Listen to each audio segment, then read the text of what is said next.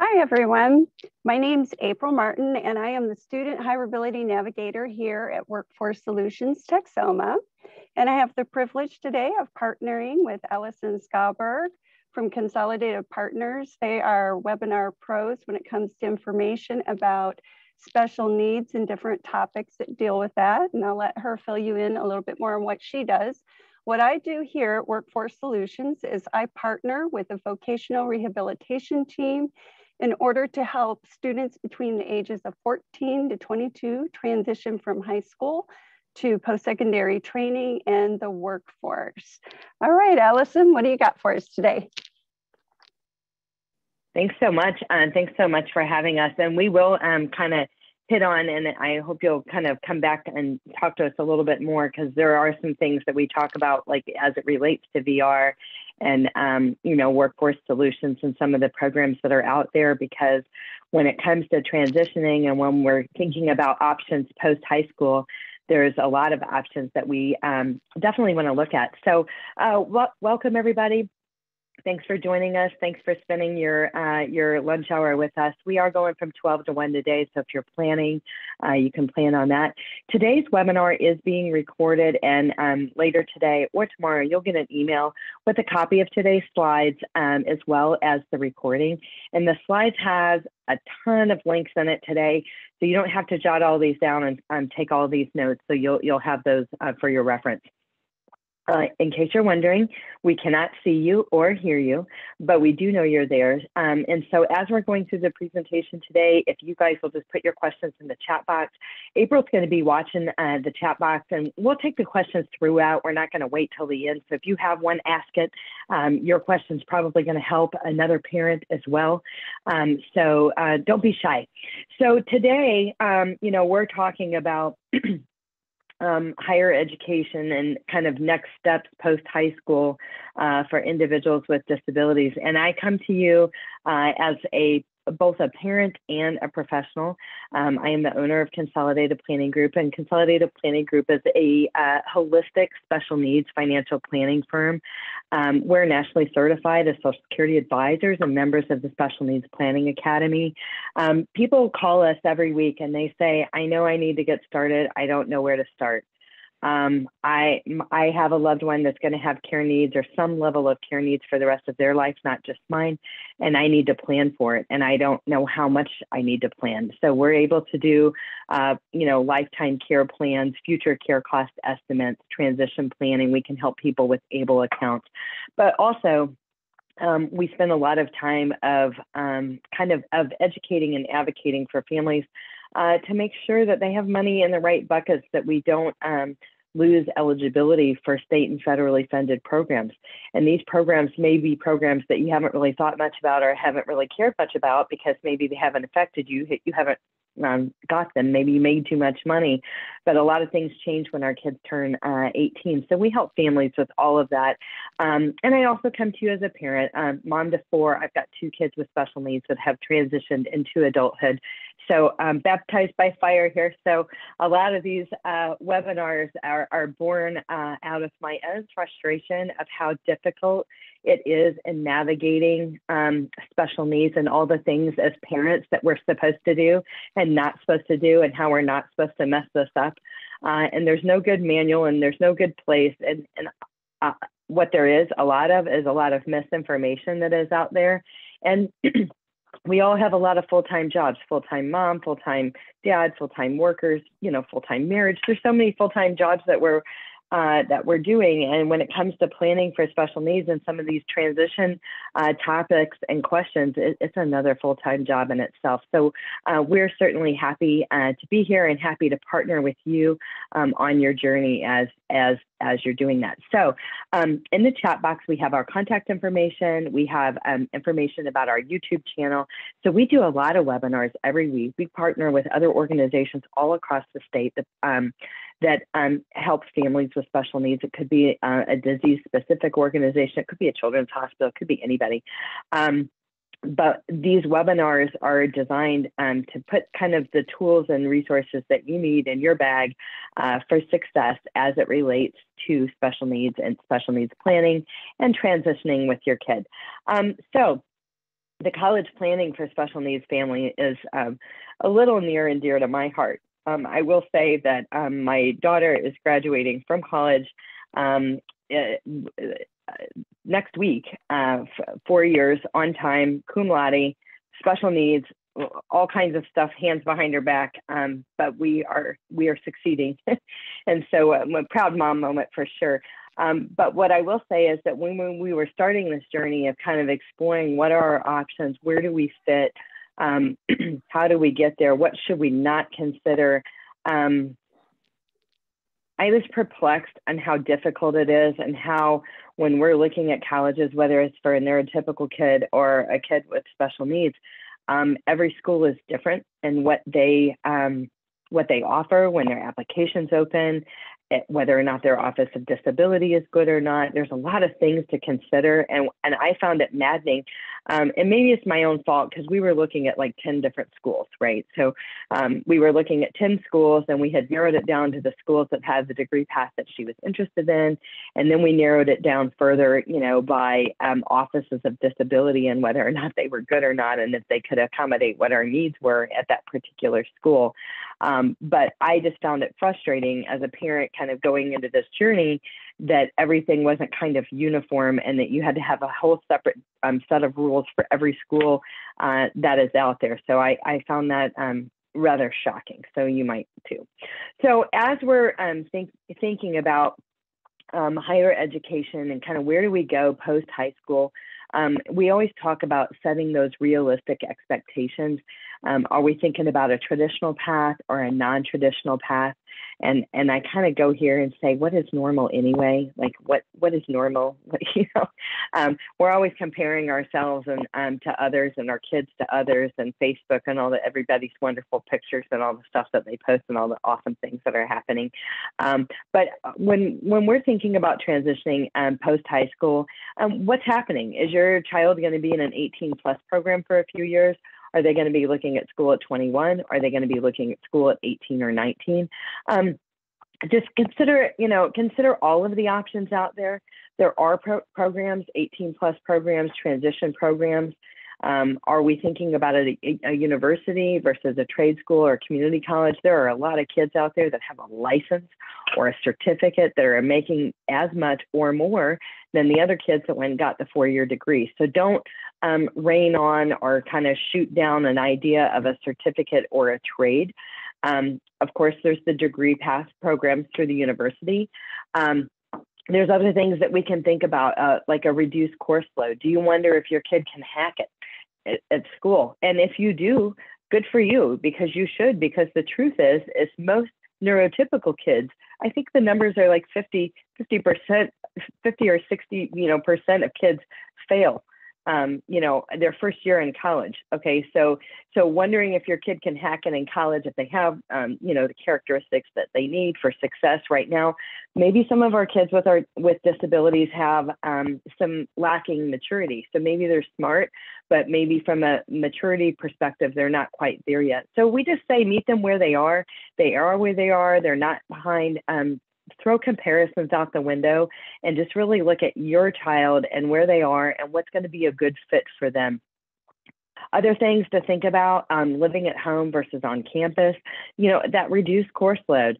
If you want to try your hand at something, you're wondering if your kid can hack it or not, why don't you try 1 or 2 courses? Like, there are courses out there, most community colleges and universities, and I'm not calling it the right course. If anybody knows the name of the course and wants to put it in the chat box, please feel free. But it's like basically an introduction to being a college student, or like how to have college success is basically the type of course that it is. And it's actually a 4-credit course, but it's teaching your student how to succeed on the college or university level, and what things that they need for that success. So I'm a huge fan of that. Look for that course. It matters. It's a good course.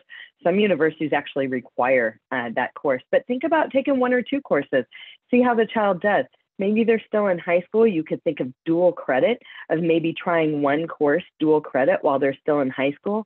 Maybe this is an online course or an evening course, but these are all things that you can consider. There are partnerships, which we'll talk about, with other organizations to live on campus. So if your student needs a little bit of help, and to be able to live on campus, there are some organizations that you can partner with for that.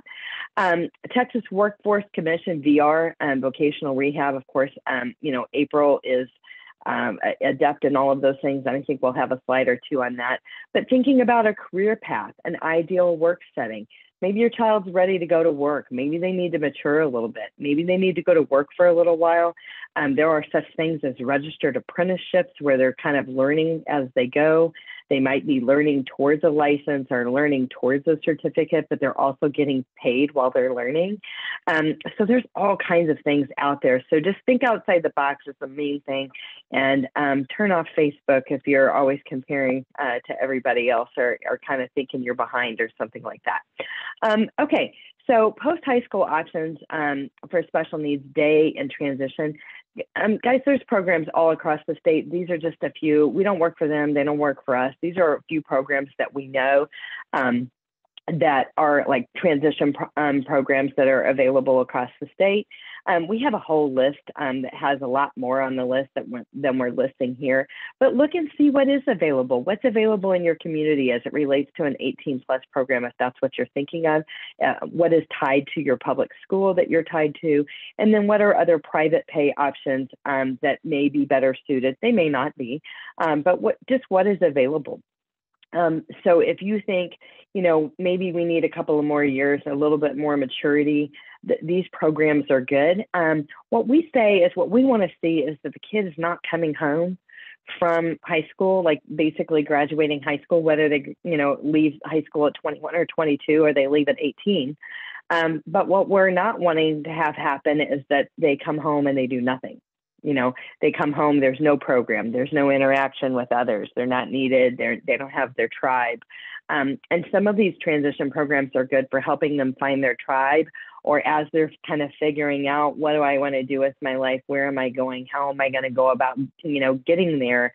That's a good place. And it's usually a less expensive place than a university. So if your kid really isn't ready for the university, some of these transition programs might be better and less expensive while they're figuring it out, because kids that haven't, you don't have to figure everything out all at once. But the kids that definitely are, a lot of kids flounder when they're struggling to figure out where they are, or where they belong, or if they even belong in school. And the truth is, college isn't for everybody. There are a lot of, very, very successful people out there that didn't go to college. And we also have a lot of kids with disabilities that might be, for instance, on the autism spectrum, and they may be academically gifted and talented, and they may have engineer brains. So these are all things to consider. April, can you hear me okay? I see somebody in the chat box saying that they don't have sound. Yes, I can hear you just fine. Okay, maybe try your volume on your sound too, if you're not hearing us. Okay, great. She's got it back now. Perfect. Yep. Okay. So 6 traits students with learning disabilities need to succeed, and I would suggest that these 6 traits are traits that all students need to succeed: self-awareness, proactivity, perseverance, goal setting, present use of effective social support systems, and emotional coping strategies. And I think this is true for all people. It's not just kids with disabilities. But these are some of the things, there's this Goldberg study, you can check it out online, you can search it, and it just basically kind of goes over what those traits are for success. And so I would say, look at that. Does your student possess these? Where are they? Are they falling short in some of these things? And then what can we do, and what do we need to do to close the gap? And that's a lot of times where April Martin and her team, these student hireability navigators and vocational rehab, these are places when they do a vocational evaluation, they're evaluating what are the gaps, what are the impediments to employment that may cause this individual to not be employed or to be underemployed. And part of this whole program of VR and these programs that work with students 14 to 22 is to help close those gaps that could be an impediment to employment. So just think about those, and we'll talk a little bit more about that. So as it relates to accommodations and offices of disability on the college level, university level, community college, and this is one thing that again is near and dear to my heart. Do your homework. I was kind of like, I had kind of a list of criteria that I, was looking for in an office of disability. Are they big? Are they well staffed? Has the staff been there a long time? What kind of tools and resources does the school invest in that my student can use? So if your student needs audiobooks, your student needs Dragon Speak or voice to text recognition software, or if there's, special things that your student needs, does the Office of Disability have it? Or do they want you to pay for it yourself because they're so small and run by one person? So I found when I was researching these various schools that all offices of disability were not created equally, and some were very, very good, and some were shocking that they even call themselves that. So if you know for sure that your student needs accommodations when they go to higher education, I say really, really do your homework on that. Like I said, degree path first, narrow down the schools with the degree path that you're interested in and your students interested in, and then eliminate the schools that have a bad office of disability if your student really needs accommodations. So what you need to know is that your 504s and your IEPs don't transfer over to higher education. And a lot of parents don't know that. They just think if they have, an IEP or a 504 in place for their student, that it's automatically going to transfer to a university or college, and it does not. They don't mind taking a copy of it, but they're not going to build their plan based off of your 504 or your IEP. Most of these schools, and this is another example of everyone's different, so you have to ask over and over if you're applying to multiple schools. Most of these schools require updated testing in the last 3 to 5 years. What kind of testing am I talking about? I'm talking about neuropsych exams, learning disability testing, whatever testing that you had done that you provided a copy of or to your school, or the testing that maybe you had done it in the school that helped you get the accommodations at the school. That's what they're looking for. Now, the updated testing every 3 to 5 years. Some of the schools have been a little bit more relaxed on that because of COVID. Other schools have not. One thing that I will say is that some of our kids have static conditions. Like, they don't change that much. It is what it is. It's about the same. It doesn't get better. It doesn't get worse. And if that's the case, and your kid sees a regular doctor or a regular psychiatrist or psychologist or a medical doctor that has seen them for years and years and years and followed them, I suggest that it's worth it to you to ask the school if they'll take your outdated testing along with an accompanying letter from the doctor, basically saying that the accommodations needed are the same, the condition hasn't changed, and that they followed them for so long. A lot of schools will take this, and you can save yourself $2,500 to $5,000 on not doing the testing. Another way that you can get this testing done sometimes and not have this out-of-pocket expense. People ask, does the district cover this? Sometimes, most of the time not. As far as getting this testing done, sometimes you can get testing at your local intellectual disability authority, LIDA or LIDA. That might be a place that you can do it. But another place that does testing, and I know April knows this, is the vocational rehab. So if you have your student that's 14 to 22 in that vocational rehab program, initially when they come into the program, they're assessing your student to find out what those impediments to employment are. It's not cookie cutter for every single one and who gets what testing, but it is cookie cutter that they're assessing what the impediments to employment are and what they need to do to close the gap. And oftentimes that testing may be for learning disabilities. It might be for a neuropsych. It might be a vocation evaluation. And these are covered by the vocational rehab program. And so that is another way, and it's kind of twofold. So you might have the testing that you need for accommodations, but also getting your student plugged into these programs is not going to hurt your student ever. April, did you want to comment in a little bit on that?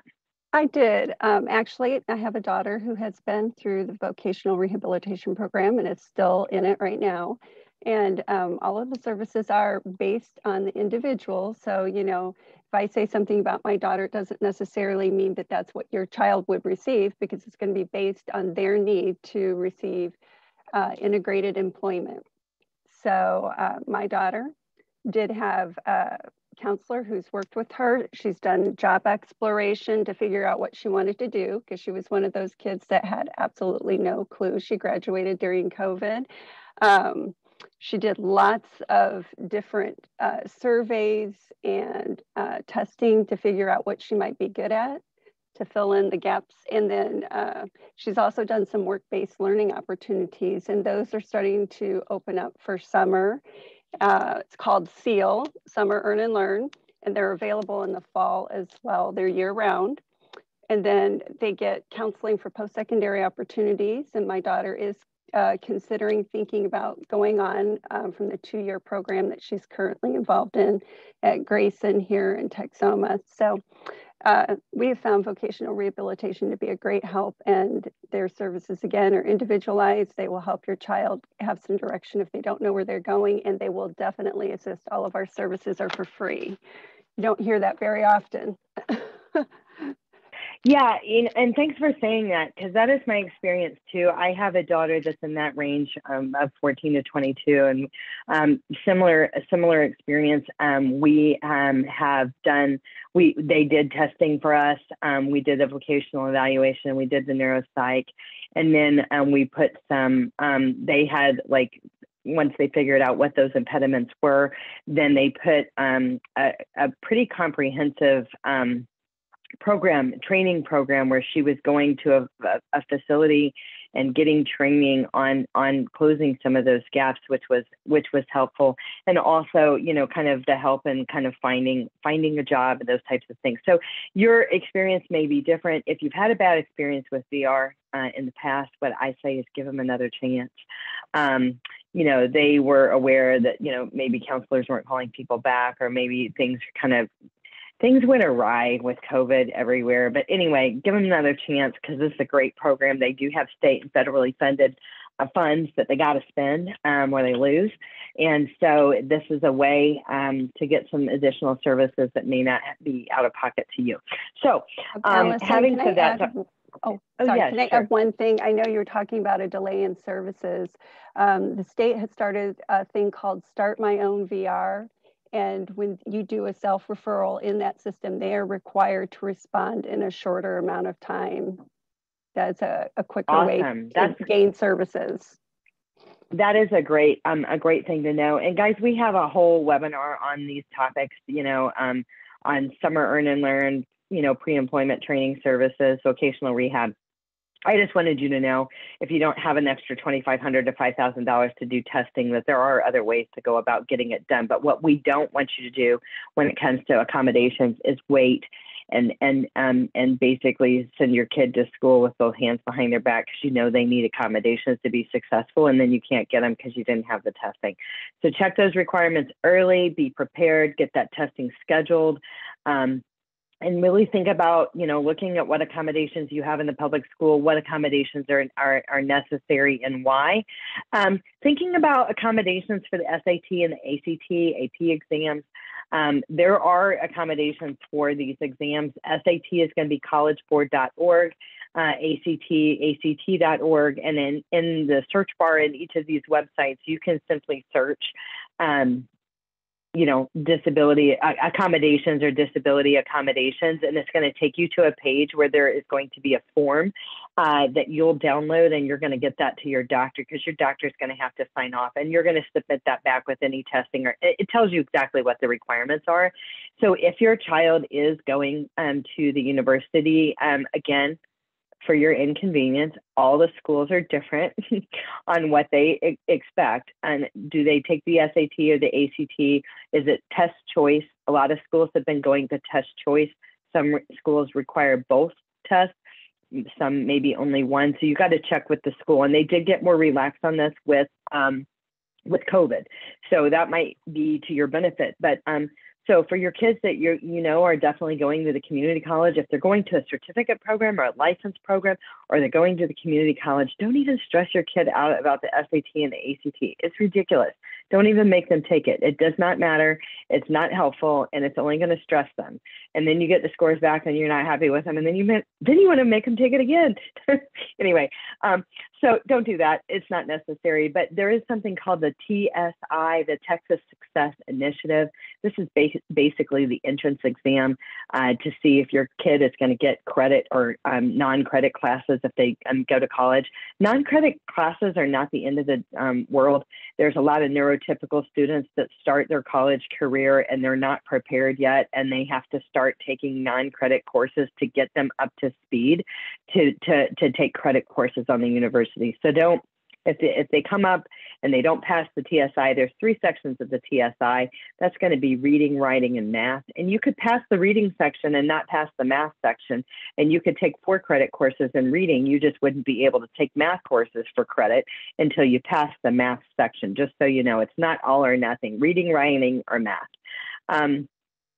Okay, so the other thing that I want to talk about is when we're sending our kids to college, whether they have a disability or they're neurotypical. I like to talk about a power of attorney and a healthcare power of attorney. I believe that it's a good idea, and this is my opinion. You can take it for what it's worth. Maybe I'm extra, but I believe it's a good idea to have a power of attorney and a healthcare power of attorney at minimum for our kids with disabilities. But I also believe that it's definitely important to have those documents in place so the power of attorney becomes active. Like if your loved one becomes incapacitated, the healthcare power of attorney, same thing. But for our kids that are neurotypical, this is something that is important. This is something, if your kid is away at college, neurotypical or disabled, they get in a car accident, they have a mental health crisis, they end up Baker acted into a mental hospital. Nobody's even going to tell you where your kid is. Like if they take them on an ambulance and you don't have a healthcare power of attorney and they're 18 and older, it'll be by the grace of God that anybody says where they actually even took them, because they won't tell you anything, and it's horrible. So don't let that happen to you. Healthcare power of attorney. Think about these documents. Think about these documents for your aging parents if you have them. Think about these documents for your kids that might be away at school. And then the one thing I also want to mention to you that is a thing is the FERPA. FERPA, the FERPA. This is a sense of annoyance to a lot of parents, how colleges and universities actually let you pay the tuition for your student, but yet you call them to ask them a question and they will tell you exactly what? Oh yeah, nothing. They will tell you nothing unless the FERPA is on file. So your student needs to file the FERPA and authorize you to call on their behalf or ask questions, or otherwise when you call the university, they don't care who pays the bill, they will not talk to you. So FERPA. And I think as a parent, I think it's a good idea to have that FERPA on file, at least for freshman year. Especially so if you have a neurotypical kid that might have some maturity level issues, or they're just navigating, they're figuring out how to navigate. I think the FERPA is good. And then I see some families relax on that later. So it's just up to you. So just think about those things. So as it relates to work, reasonable accommodations are required if it doesn't pose undue hardship. We talked a moment ago about some of the registered apprenticeships that are out there. So I'm saying registered apprenticeships. This is going to be something that you're going to want to check out, and you can check that out on the Department of Labor. I looked at that. My kids with disabilities, they're girls, and I felt like not to say that there's not girl jobs out there or whatever, but a lot of the jobs that were out there were more labor specific, or other jobs that might be more boy brain related. But there were a lot of them out there and they were interesting. So it's definitely worth checking out. And also look at the job accommodation network as well to get you some additional information there. Okay, so here are some in-state educational options post-high school. This is something, again, where we always say, we don't work for them, they don't work for us. Some of these programs have, traditional degree programs. Some of them have certificates or licenses. And so you're going to want to check these out. Some of them are specific for kids with autism, or they may be specific for kids with intellectual disability. But you want to check these out because these are not just continuous enrollment programs. They have opening dates and closing dates. They may have a few seats. They may have more seats than others. These programs are designed to really help your students, so they have lower numbers. So you want to just check these programs out. And these are just a few. They might be on here because we know that they have programs specifically for folks with disabilities, or they might be on here because we know that they have an awesome Office of Disability. I think everything on here is in Texas. Let me just take a peek.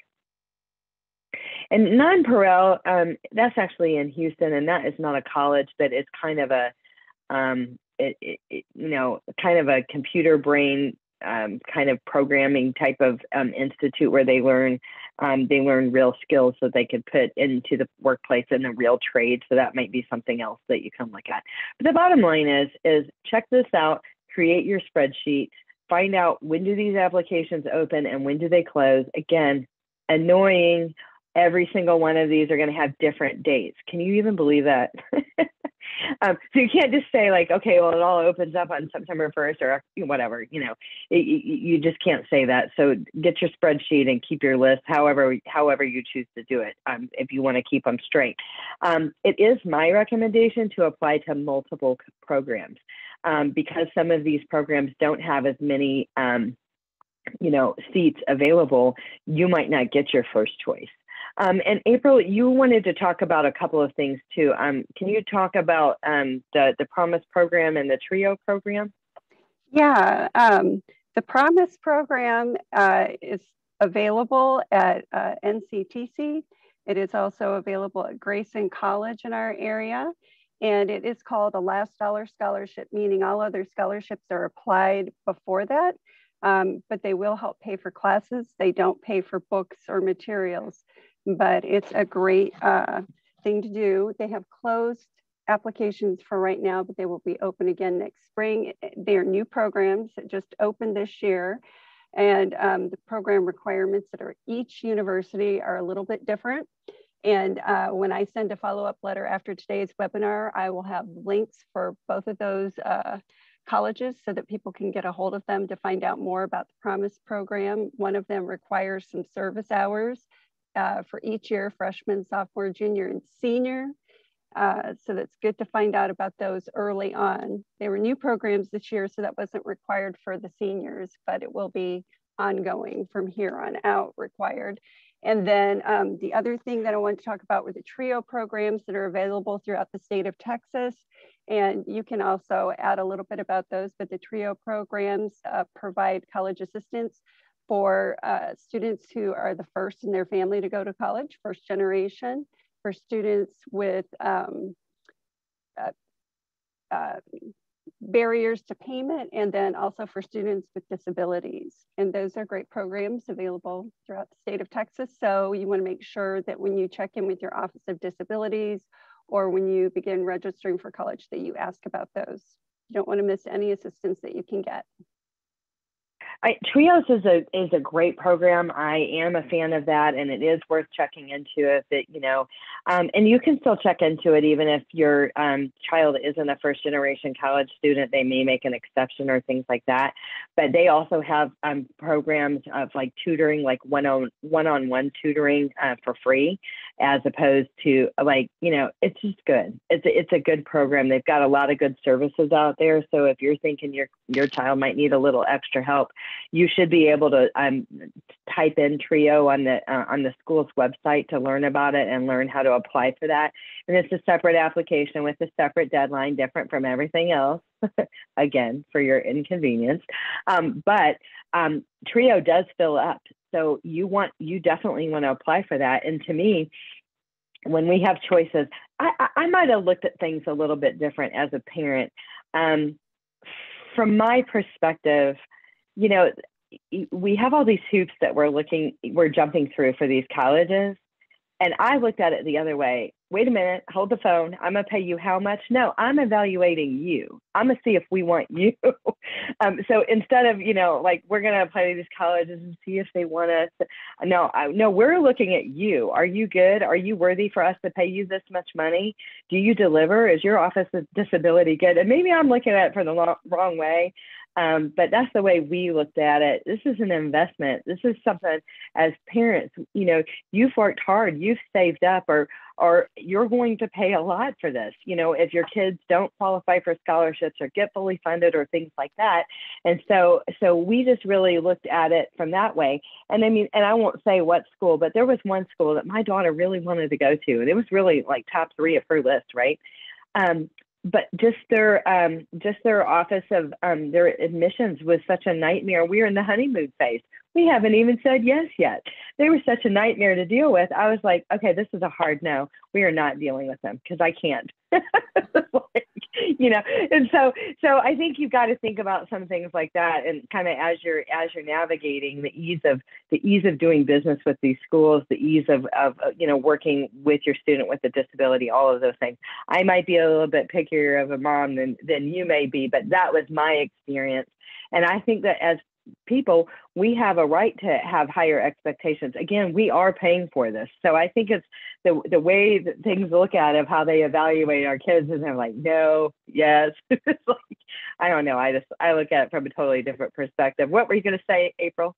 Well, I was going to add one thing about the Promise programs here in Texoma is that they do provide a mentorship program that goes through the whole program, the entire time that you're in it, from the beginning of college until you're done, to make sure that you're passing your classes and that you're doing well. Those mentorship programs are important, and I'm glad that you mentioned that. And what that allows us to do as parents is take a little bit of a step back. The truth is, whether it hurts or not, our kids are they need us to take a step back a little bit.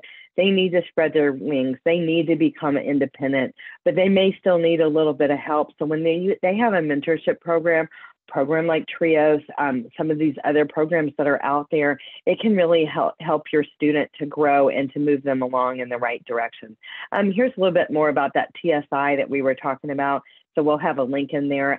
What I wanted to mention about the TSI, I forgot a moment ago, is that a lot of the community colleges and universities have free practice TSI exams.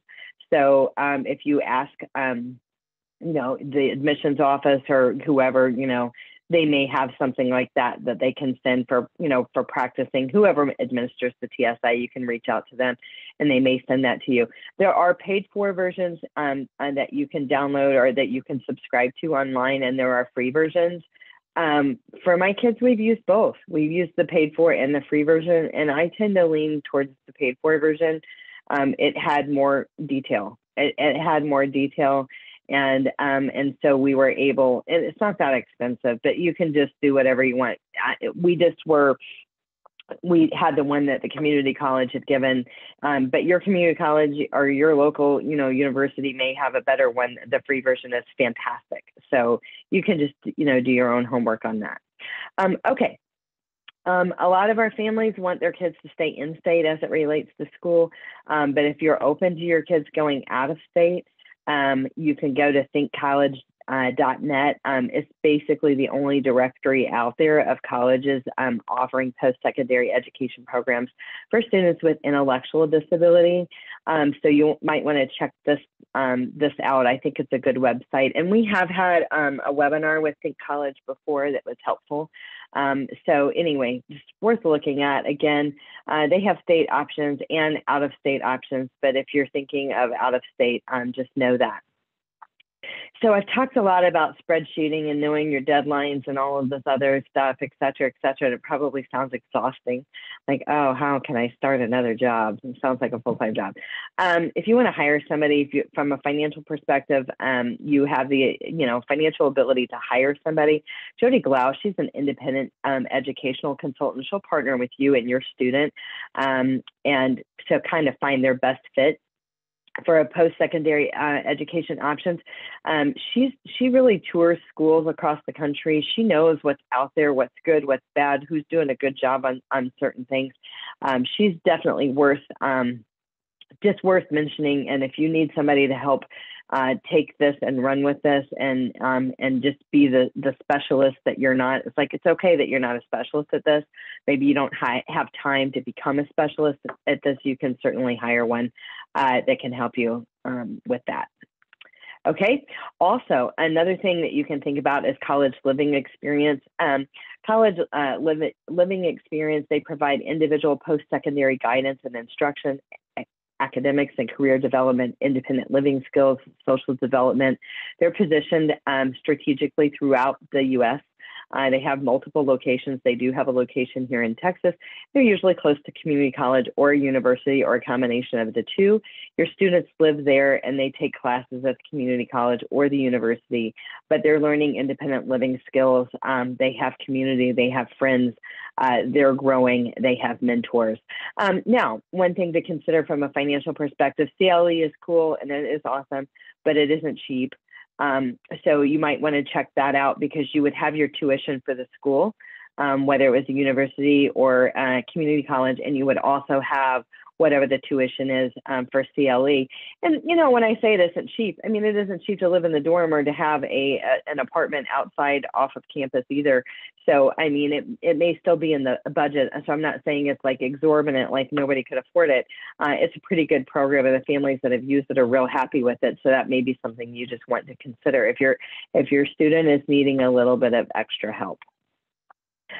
Bloom Consulting Campus Connections Program. This is something we talk about on a pretty regular basis. Bloom Consulting is also somebody that vocational rehab contracts with. So, you know, Bloom Consulting does vocational evaluations. They have a group home. But they have this campus connection program at various campuses all across the U.S., not just here in Texas. They are domiciled here in Texas. They have a great campus connection program at Sam Houston State University. And this is where your student is really getting a mentor or a coach who's, you know, really going to provide that navigational support and give them the help that they need to succeed.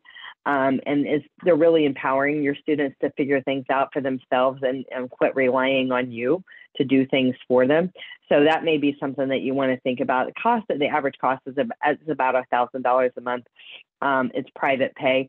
But if this is a part of your employment plan through VR, it is possible that this is something, if this is what is needed to close the gaps on the impediment to employment, your student needs a degree, it could end up being covered by vocational rehab. So just have that in mind. You can do this private pay. It could also end up being covered if it's part of the plan and what is needed in their vocational plan, that it could be covered. So this is our workforce solutions slides. We've got student hireability navigator Anna Clues on here. She's the Houston area. Of course, April is your student hireability navigator for your area, and she's got all of her information in the chat box for that. But the bottom line is again, we have entire webinars on this. We've got pre-employment transition services. So they call it PREET. So like we have all these things that we throw around, these acronyms and things that we throw around, but they're pre-employment training services. April also was talking about Summer Earn and Learn SEAL. It's a good program. Kids end up getting, I think it's about 20 hours a week for, 10 weeks at about $10 an hour. So they have employers that they partner with, and your student, will be placed in an ideal, appropriate setting for your student and what basically their shortcomings are, and they're not going to put them in an environment that they're destined to fail. April, you want to chat about that a little bit more?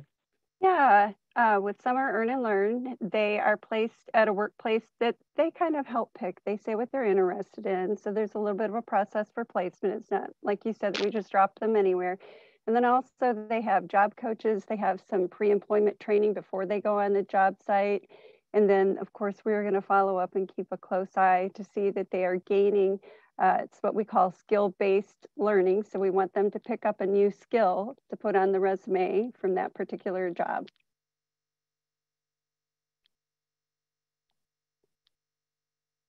Can you still hear me? Yeah, I can. Okay. Yeah, for sure. I think that this is just, it's a good program. And just remember that this opens up 14 to 22. So if you know that your student has some shortcomings, they have some, impediments to employment, then get them started earlier. The sooner the better. because they can be learning and growing and training and being ready to be ready at 16. So that's not that they're going to go to work at 14, but they can be closing that gap in the meantime. So definitely worth checking out. And as April mentioned, you can do the Start My VR. You can self-refer. It's online. And if you type in vocational rehab, it'll take you to a website. And in the right-hand side of the website, it's basically going to show you a tab that says Start My VR, so you can self-refer. And another thing that you should know is that most public schools have a VR, caseworker or I'm not sure the title that they call them, but basically a VR liaison that is tied to your public school. So you can ask your guidance counselor at school about this as well, if you're wanting to be connected that way. So what about funding? FAFSA, the free application for federal student aid. This opens up October 1st every year. Complete this every year, even if you think you make too much money. So we're getting ready to talk about scholarships and funding and how do we pay for this? So it's true, a lot of people do make too much money and they're not going to get, financial aid from the school or whatever. But a lot of these scholarship applications require the FAFSA be completed, or you're automatically disqualified right off the bat if you don't do the FAFSA. So do the FAFSA. And I always tell parents, this is not a job for your teenager. Do not tell them to go do the FAFSA. It is a bad idea. The FAFSA is just no match for your 18-year-old or 17-year-old student.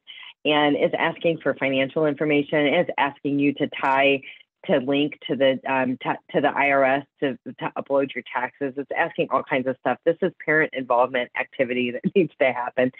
So your student creates an account, you create an account, or you create your account and you create a student account, whatever.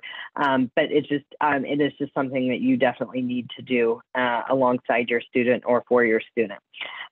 So when we think about funding, for my daughter that's graduating college now, when we're thinking 8th, 9th grade, hey, what are we going to do? Okay, so she's not going to be in the top 10% of her class. She doesn't play sports. She doesn't play an instrument. She doesn't sing. Like all the reasons like a person might get a scholarship. Well, if we don't do that, we're probably not going to get any scholarships like that, right?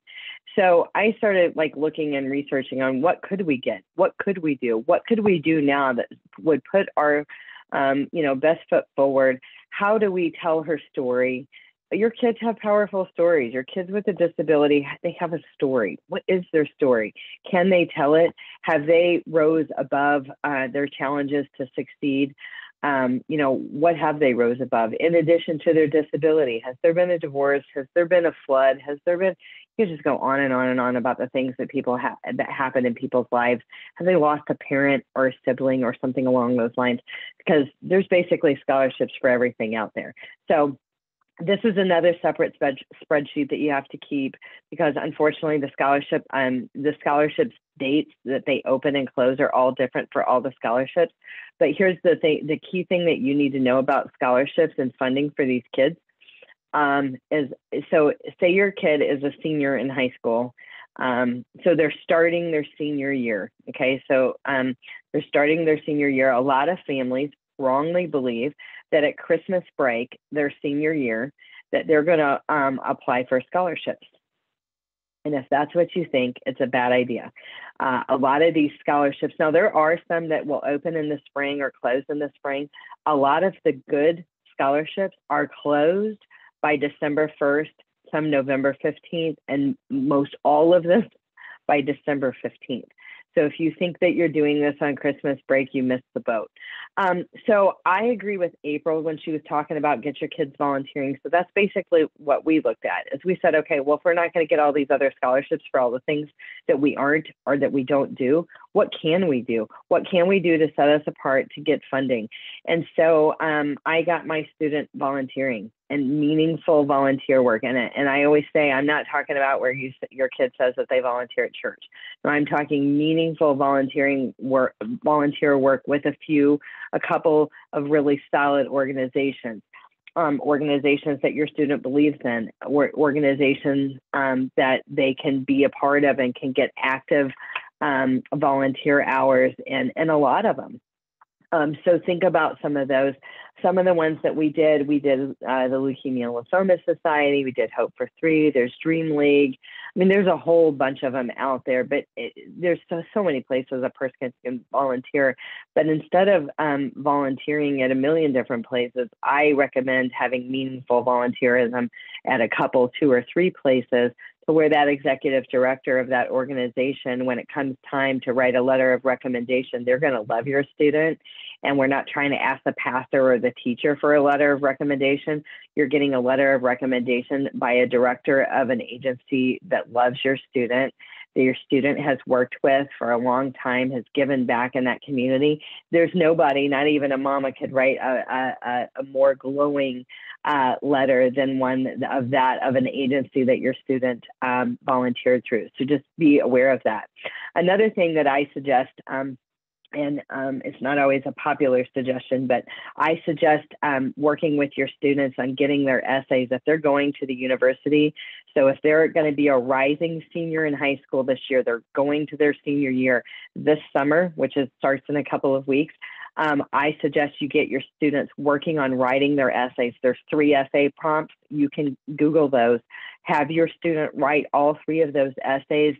Get them vetted or looked at by a professional that looks at essays. Do not write your kids' essays for them. Guidance counselors, people at school, colleges, they're hip to parents writing the kids' essays, and they don't like it. So anyway, but have your kids get that done. We had tears at my house, but we did get it done. And what happens is when that senior year happens, it is go time. It is busy. Life is busy. Your student doesn't have time to be writing essays. And when they start opening these applications for applying for college, opening these scholarship applications, if their essays aren't written, they can't basically submit their application. Sometimes the sooner you submit the application, the better, as far as, how many seats and things like that. So I say get them done. And once they're done, then there might be a little tweak or a little variation. All I got to do is go in there and edit it. They attach it, they send their application, and off it goes. You'll thank me later for this. It's good advice. Okay. 529 college savings plans. Of course, they can pay for college. ABLE accounts can also pay for college. ABLE accounts are achieving a better life for an individual with a disability. You can pay for tutoring. You can pay for college and a variety of different things out of an ABLE account. So just so you know. And I always say vocational rehab, the key word here, may provide support if it's in line with the goals established within the plan for the individual to find competitive employment. They may. I'm not saying they do it for everyone. And there is a formula. So if you do make, ungodly amounts of money, then they might not cover that because you hit kind of a threshold from as far as help in the way of that. But we've definitely seen VR pay for courses, pay for various programs and stuff out there. So just be aware of that. Okay, so scholarships, and I'm going to run through this really quick. I know that we're kind of in our last 10 minutes of our webinar, 8 minutes or so. If you have adopted a child through the Department of Protective Services, if you have a foster child or an adoption through the state of Texas, your kid goes to school for free in Texas at the state schools. There's a college tuition waiver for kids that were adopted through that system. So if you know somebody, let them know that, remind them of that, or if that's you, just know and be aware of that. But bottom line is there are scholarships out there everywhere. Now, here it is again. Here's what happens as parents say, go apply for these scholarships. These kids don't know what to do. They need help. So it's not saying that you have to do everything for them, but I would say, again, with your spreadsheet, what scholarships do we want to apply for? When does the application open up? When does it close? What is necessary? And for me, again, my own opinion here is I'm a pretty busy lady. So I had to narrow down the scholarships that we were interested in applying for. And I personally only wanted to apply for the ones that were going to make a significant difference in the dent of college tuition. So for me, because, and what I learned in this process was that a scholarship that's going to provide $250 or $500, basically that covers one book, folks. Their application might be as long and as ridiculous as the scholarship that's going to pay $25,000. So for me, I had to just say no. to the little ones, a book here and a book there and a book here. I mean, how many book scholarships do I have to do to get, so I kind of just narrowed it down and to the ones that I thought might be most beneficial. Another place, so we have a list here, lots of links, but another place that you can look at is your child life specialist at the specialty clinic that you go to. Any numbers, Cooks, Texas Children's, Baylor, any of the kids, the Children's Hospital, the specialty clinic. Sometimes those child life specialists will have specific scholarships that might be disease related, specific to whatever diagnosis that your child has. So check them out. The Terry Foundation Scholarship is one that I like to talk about. This is an awesome scholarship, fully funded for 4 years, and it is applicable at the following universities on the right-hand side of the screen. And you don't just apply for this on their website, you apply for the Terry Foundation Scholarship through each one of these universities. So how many is that? 9 or 10, 11 public universities that you could apply for the Terry Foundation Scholarship. They want to know leadership potential, character, scholastic record, ability, financial need. These are where your kids that volunteer, they're looking for kids that have a philanthropic heart. They have been volunteering, they've been giving back to their community. They have worked hard, they have overcome, they are overcomers of where they've been, and they are still smiling. If that's your kid, this might be a great scholarship for you to consider. And just know that if you're applying at all of these universities, you can apply for that scholarship that many times. It's a fully funded scholarship. It pays for all of their tuition and books. It pays for living expenses. It's an awesome scholarship. The Terry Foundation is the largest private provider for scholarships that run in perpetuity. I think in the United States, but they're based right out of Houston, Texas, and this is for Texas kids only. So do check this out. It is definitely awesome, and it could be a game changer for you. Okay, so these I'm going to run through quick. Again, these are just some of the other links, and this is just disease specific, where we just run through a whole bunch of different diseases or diagnoses. If you can think it up, there's probably a scholarship for it. There's scholarships for siblings of kids with disabilities. There's scholarships for siblings of kids with cancer, or siblings with a sibling that had Down syndrome. There's all kinds of stuff out there. So be creative, be selective, and know what those requirements are, and help your students get prepared. Use this time this summer to be prepared. Again, there are services, online services, or people that you can hire that can review their essays. I suggest you get a professional to review it as opposed to reviewing it yourself, unless you're some English major or you got some college background as it relates to working at a university admissions office and what they're looking for. You know somebody that does. I suggest hiring somebody to review those essays and correct them. So that we're just going to go through, again, a lot of different scholarships here and the links to those. This presentation is being recorded, and you are going to get a PDF of the slides today. It is going to have all these links in there, so you can check them out yourself. Some books to consider: Colleges That Changes Lives. This is a really great book. A lot of the schools in here might be a little bit smaller schools, smaller class size. You've got to really think about what is going to be a fit for your kid. Is your kid going to fit in a $300 person lecture hall, or are they going to be a better fit in a room that has 10 or 12 or 20? So think about that, but look at that, Colleges That Change Lives. And then we've got the FISC Guide to College as well. All these are available on Amazon. And so if you've attended our webinars in the past, we're glad that you're back. We always kind of talk about the things that should be on your special needs planning radar. I mean, today we were really talking about college, but basically, if you've got a kid that's turning 18 or has turned 18 and they have a disability, these are things that should be on your radar from a planning perspective.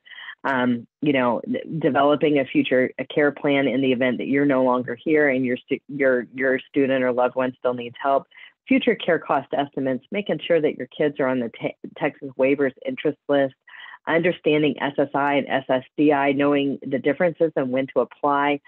We can help you with all of that. There's a lot of confusion there, but the bottom line is what you need to know is that when your child turns 18, it's based off of their assets, not yours. their income, not yours. So even though your child may have not been getting SSI and Medicaid all these years, when they turn 18, it's a whole different story. So you need to be looking at that. We can help with ABLE accounts. We always talk about beneficiary designations. It is important that we maintain the eligibility for our kids for state and federally funded programs. And it is important not to name your special needs child directly as a beneficiary in anything. The way that we do that is through a special needs trust. If you guys have child support that is going to continue post age 18, you need to have that redirected to a first party special needs trust if you don't want your child's eligibility for SSI and Medicaid to be affected. Because once the child turns 18, they count it as income to the child. So we just want you to keep in mind on that. But the bottom line on this list here is we've got webinars on every single one of those topics. They live on our YouTube channel. We'll have upcoming webinars on every single one of these topics. So if you've missed one or you want to catch one, you can go back to the YouTube channel or register for a future one, and we can help you with all of these things. It's a lot. It's a lot to take in, a lot to consider. It's stressful for a lot of people, but I always just like to say, you've got this. You totally got this. You can do it. And even though it does feel a little overwhelming with all the things that you have to know and all the hoops that you have to jump through, you totally can do this. And we definitely partner with you and kind of giving you the tools and resources that you need to be successful, as it relates to that. From a Consolidated Planning Group, as a holistic approach to planning, we always like to say, meet our team. We've got other staff here not pictured as well. But we work on a collaborative basis on a team. So I always just like to have people have other faces with names. And again, as National Social Security advisors and members of the Special Needs Planning Academy, we are all adept in helping you plan your future for your loved one with special needs. So it has certainly been my pleasure and chatting with you guys today. Should you have more questions, or you want to, you have personal questions that you want to put in a chat box, you can reach out to us directly. You can set up a free personalized consultation where we'll be happy to chat with you further about some of those things. We hope this has been helpful, and we also just want to encourage you on your journey for college planning. And again, if you've got those rising seniors this year, they're going to become a senior next year, really get going on your essays and really kind of get going with your plan and your working your plan and your spreadsheet. Having said that, April, I'd like to turn it back over to you. Do we have any additional questions or anything else that you would like to add? No, you answered the one about the presentation being mailed. I do want to say Workforce Solution offices can help proofread some of those essays that you were talking about, and also some of the high schools that are local, at least in our area, there are teachers who are specially trained on staff to help read and prepare those essays as well. That is great feedback. Yeah, I loved it. I love to know that. I think we had a paid for service, but finding out if there is an availability, and again, some of these English teachers and things like that, there definitely might be people in your area that are happy to do that and happy to help your student. And again, your guidance counselors might be able to help with that, kind of talk you through or provide some referrals in that way as well. Well, April, it's certainly been a pleasure, and we look forward to partnering with you again soon. And I hope everybody has a great afternoon.